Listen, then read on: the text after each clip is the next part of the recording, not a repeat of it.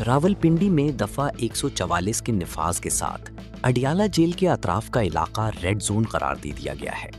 تفصیلات کے مطابق راولپنڈی میں دفعہ 144 کے نفاذ کے ساتھ اڈیالہ جیل کے گرد و نواح کا علاقہ ریڈ زون قرار دیتے ہوئے 9 تھانوں کی police, 4 D S P, S P صدر، سی پی او راولپنڈی کو ڈیوٹی پر مامور کر دیا گیا ہے۔ مجموعی طور پر 1000 پولیس اہلکار ڈیوٹی پر تعینات کر دیے گئے ہیں، جبکہ واٹر کینن بھی جیل کے باہر کھڑی کر دی ہے۔ انتظامیہ نے اڈیالہ جیل کے اطراف میں دکانیں، ہوٹل، تندور اور پیٹرول پمپس بند کروانے کے احکامات بھی جاری کر دیے ہیں۔